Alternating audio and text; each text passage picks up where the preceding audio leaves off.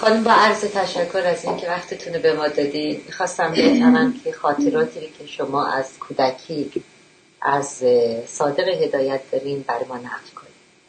بچه‌ای بود خیلی خوشگل و خیلی آرام، خیلی شیطون نبود،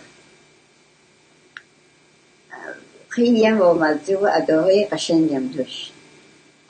بچه شوخی بود. بله. و مادر من فوق‌العاده علاقه زیاد به این بچه داشت. چند تا خواهر برادر بودین شما؟ 6 تا بودیم. بله. اما شیشمی هنوز به دنیا نیامده بود. صادق خان 2 ساله بود. بله. 2 ساله بود و خیلی هم اداهاش قشنگ بود، خوشگلم بود، هممون دوستش داشتیم. مادرم که فوق‌العاده اینو دوست داشت و شبم میبرد اتاق خودش برای خودش میخواد. از جوانی ایشون یک کمی بر ما بله.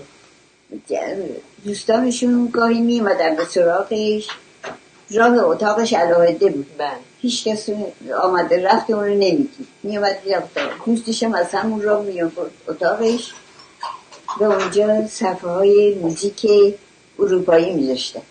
موزیک اروپایی خیلی دوست داشت. صفحه میذاشت و قدسی عرقش هم میذاشت و آجیل هم میذاشت. از دوستش پذیرایی میکرد. بعدم با هم میرفتن گردش.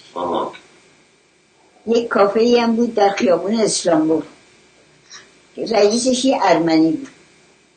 اونجا یک میز همیشه مال صادق هدایت، اون یک میز همیشه برای اون نگه میداشت.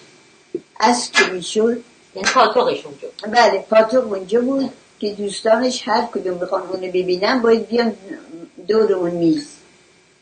خودش هم میرفت میشست، دوستانش هم میرفتن اونجا، میگفتن و میخندیدن و شوخی میکردن و مسخرگی میکردن و از سیاست حرف میزدن و نمیزدن، هر کاری میکردن پای اون میز بود. و هر کدوم هر چی میخواستن دستور میدادن، اون صاحب اون کافه براشون میفرست. اسم دوستاشونو به خاطر دارین تا اندازه‌ای؟ دوستایی که شما در ارتباط با ایشون میدیدید؟ بله دیگه. همین بزرگ علوی بود و مینبی بود و یعنی از هم فرزاد خانلری بود و دورمیز خانلری هم میره. مقدم بود. فرزاد بود. خیلی ها بودن، چند تا بودن. خانم شما فکر میکنه اگه ایشون زنده بودن چه نظری راجع به حکومت فعلی ایران داشتن؟ نظر خوبی نداشتن. شایدم حالا از بین میرن. تحمل نمیتونستم بکنم. نه تحمل نمیتونستم. از خودکشی ایشون شما چیزی به خاطر دارید؟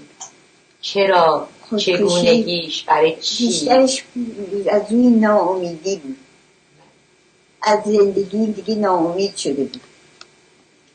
از وضعیت به علت بیپولی یا به علت ناامیدی از اجتماع؟ به چه علت فکر میکنید؟ به علت چیز اجتماع. ناراحتی مردم فقیر رو که میدید خیلی ناراحت میشد. حساسیت داشت. بله حساسیت داشت. کسی خیلی به فکر اینا نیست. یادتون میاد چه جوری خبرشو دادن؟ چه جوری شد؟ شما هیچ به خاطر دارید؟ قبل از اینکه خودکشی کنم در کجا بودن؟ همونجا در پاریس بود دیگه. بله. روز قبلش کجا بودن؟ مثل که با فامیل. روز قبلش پدید اون دخترم بود. بله. منزل مظفر فیروز. بله. پیش خواهرزادش بود و میگفتن و میخندیدن و از توپ مروادی تعریف میکرده. میگفتن و میخندیدن. اصلا هیچ حس نکرده دختر من که این همچه خیالی داره. نه از بشرش چیزی فهمیدن، نه از فکرش چیزی فهمیدن. حس نکرده. اتاقش هم عوض کرده بود که آدرسش کسی ندونه. و لای در اتاق و پنجره ها رو همه رو پنبه چپونده بود که گاز رو تو بمونه. گاز نره از لای در.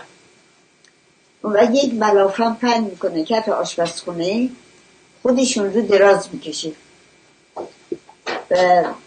و همسایه ها میگن میبینن بوی گاز زیاد میاد بوی گاز میاد و پلیس خبر میکنن. پلیس خبر میشه و میاد توی این محل و بعد در اتاق میشکنه، میبینه قفل باز نمیشه، در اتاق میشکنه، وارد اتاق میشه، میبینه که بله صادق هدایت تموم کرده، از بین رفته، مثل آدم خواب، مثل آدمی که خواب باشه اینطور. چیزی هم مثل که آتیش زده خانم قبل از این که بعضی از آثارش رو قبل از مرگ آتیش زده صادق هدایت. آتیش یا پاره کرده بود. بله. یه مقدارش هم پاره کرده بود، زیر میزش ریخته بود. بله. دیگه نفهمده اون پاره ها رو کی جمع کرد. شما آره هیچ به اون آثاری رو که پاره شده بود و اینا در دست کسی دیگه از دوستانشون ندیدین، یعنی نتونستین جمع آوری کنین؟ نه نتونستم دیگه. اما خونه اون دخترم که همیشه پالیشه خیلی زیاد میرفت، خیلی خوشش میومد، خیلی دخترم باهاش شوخی میکرد، میگفتن میخندن شوخی میکردن. اغلب هر هفته نهار دعوتش میکردن، میرفت اونجا. روز پیش از مرگشم باز اونجا بود، پیش دخترم بود.